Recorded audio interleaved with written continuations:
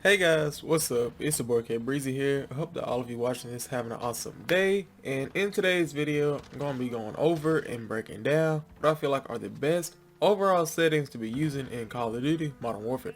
If you know you just want to play to the best of your abilities and just dismantle the competition. So if you're excited for today's video and you just want some good luck in your next match of Call of Duty, be sure to let me know down below by clicking that like button.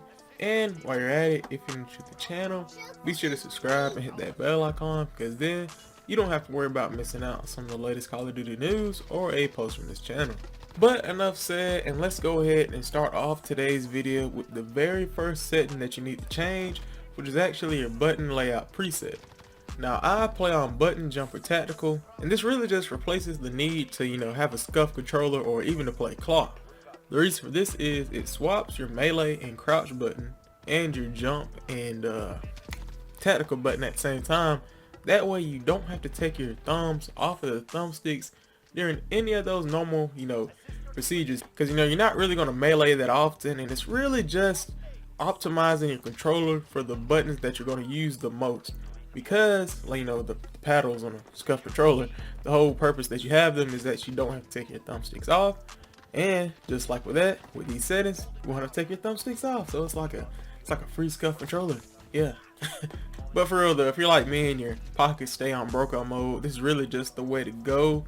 Especially, I really started using the tactical layout in Black Ops 2 when drop shotting was the thing, and more recently used button jumper tactical when in Black Ops 4 jump shotting was the thing. And even though you can't do those moves as efficiently in Modern Warfare, being able to jump and crouch without having to take your buttons off the thumbsticks are both still really valuable even to this day.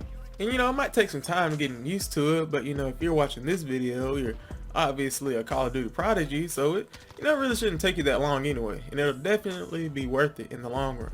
Next up is your sensitivity, and personally I play on a 13 horizontal, 12 vertical, which I just really found by, really you can find your own perfect sensitivity by going into a private match with bots, turning off your aim assist, and start out the default settings and work your way up until you get to a point where you're able to respond efficiently, but not to the point where you're hindering yourself and you're going over shots, you're doing too much basically. So the best way to do that is just keep tweaking it, keep trying out new numbers until you get what works the best for you. I wish there was just a certain magic sensitivity I could tell you, like, I don't know, 6.9 or something like that, but there really isn't a perfect sensitivity. You just have to go in there in the field and find your own. This next tip focuses on your aim sensitivity multiplier, and what this actually is, it's more like a more advanced type of aim sensitivity. And basically your aim sensitivity multiplier takes your aim sensitivity and multiplies it by the number that it has specified. By default this is 1, so just let's just take this sensitivity that I already have, which is 13. If I were to keep the multiplier at 1 when I aim down sights, it's going to move at a 13 sensitivity. But if I were to put the aim multiplier at low zoom to 0.50, it would move at a 6.5 sensitivity. You get what I'm saying? It multiplies whatever sensitivity that you already have as your base by the multiplier that you have specified. For me personally, I keep this on 0.69, not just for the memes, but because I feel like this is the most optimal setting that doesn't really hinder me, but allows me to play at those higher sensitivities without having to worry about miscalculating shots because I was moving too fast when aiming down sights. And this could work vice versa. You could run low sensitivity like 6 and place your and low zoom sensitivity multiplier at like 2. That way you're looking around and going traversing the map at a 6 sensitivity, but when you aim down sights you're moving at a 12 sensitivity. So just find whichever one works the best for you, but I definitely recommend tweaking it to at least some extent. Next up is the aim response curve type, and real quick I'm just going to run through and break down all the 3 different variants. But the standard one is the same old formula that we've had from every Call of Duty all the way back to the original Call of Duty, and it basically works by gradually increasing your aim when you move the stick until it reaches your preferred sensitivity. So it doesn't automatically go straight to 13, it'll go like 0, 1, 2, 3, 4, 5, 6, 7, 8, 9, 10, 11, 12, 13. You know, it'll be, if you were to look at it on a graph, it would be like a curve like this. Now, the next one on the list, which is actually linear, it works exactly like how I mentioned before. If you go like this, it's gonna go 0, 13, 0, 15, you know, 0, 20. Like, it's gonna go straight to it. There is no gradual curve all the way up to your specified sensitivity. And this is really, you know, this is really for people that have like fine-tuned their aim to a T and just really have great mechanical skills, which is why a lot of pro players use linear, because they feel like it allows them to snap on their targets quicker. But like I mentioned before, unless you have amazing mechanical skills, linear is probably going to hurt you more than it's going to help you, because for me, it caused me to overestimate or underestimate shots because I was so used to the system gradually working its way up to 13 instead of it going, you know, like this. Like, it's a lot sharper. If it were to be on a graph, it'd be like a straight diagonal line. And the third and final aim response curve type is dynamic, and it basically tries to combine the best of both worlds regarding standard and linear. And because of the way it's made with the reverse S-curve mapping, it's able to pick up much more smaller, precise movements, because if it, yet again, were to be on a graph, it would be an S, which covers more than the curve like standard does, covers more than the diagonal line that linear does. You know, it's able to pick up more points on the graph, meaning you have the potential for much more fine-tuned shots.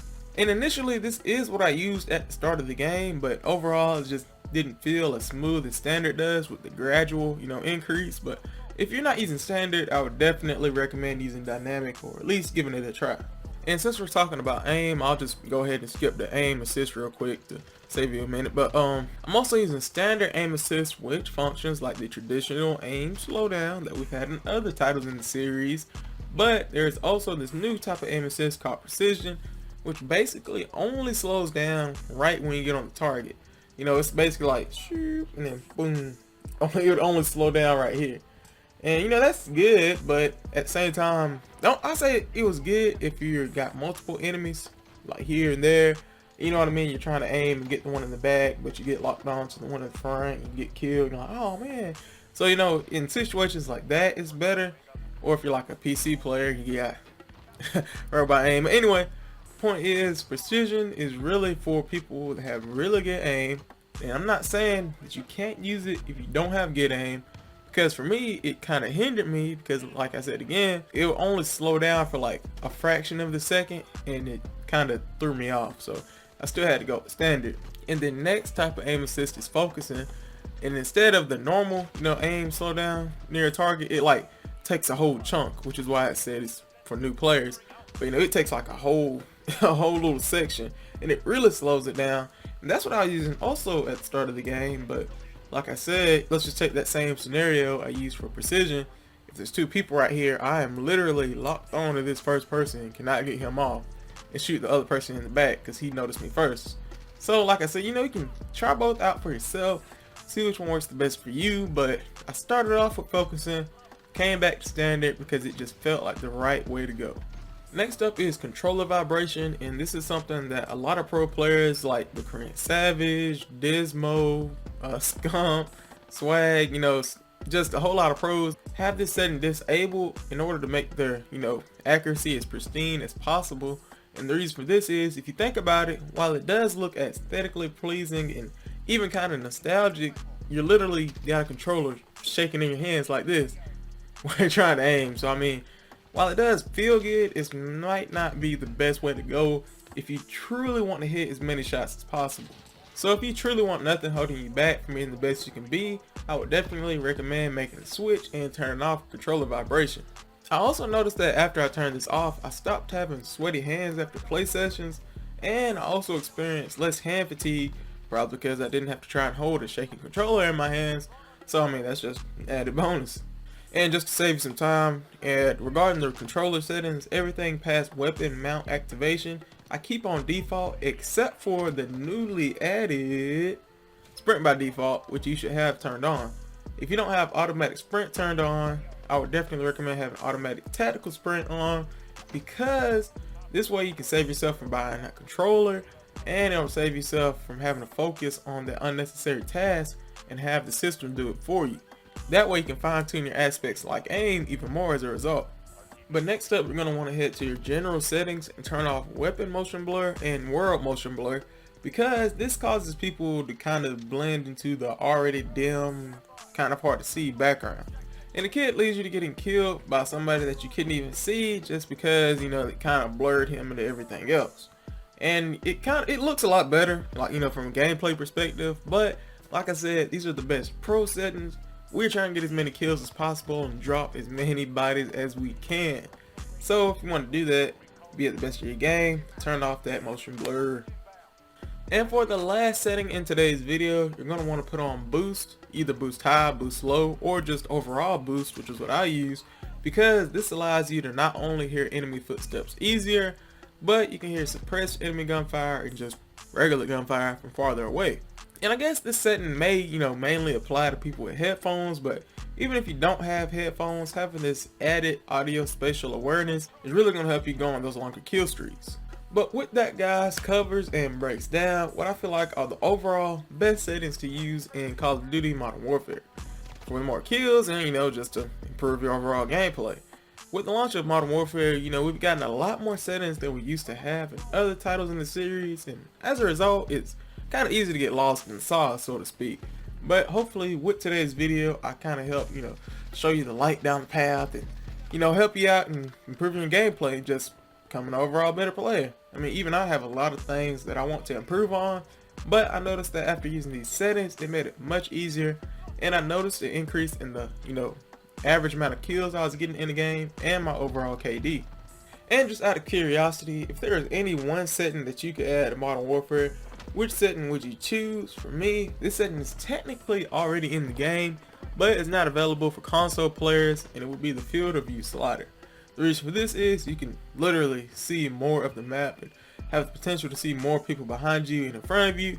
And this is something on PC, so this is kind of gives them an advantage, so to speak. They like to talk about aim assist, but anyway, it's something I want to see, and they can't just put it in the game, because, you know, Apex Legends has it, and, you know, Fortnite had it, kind of removed it, did the thing. But anyway, point being, if I could choose one setting, it would be field of view slider. But be sure to let me know down below, what would you pick, because I'm curious to see what you guys could come up with. But thank you guys so much for watching. If you're new to the channel, be sure to subscribe and hit that bell icon, because then you don't have to worry about missing out some of the latest Call of Duty news or a post from this channel. And if you enjoyed today's video, please consider leaving a like, because that really helps me out and lets me know what kind of videos that you guys like to watch. Also, feel free to comment down below how you felt about today's vid, or just any future video ideas that you have in general. But thank you guys again so much for watching, and as always, it's your boy KB, signing off. Peace.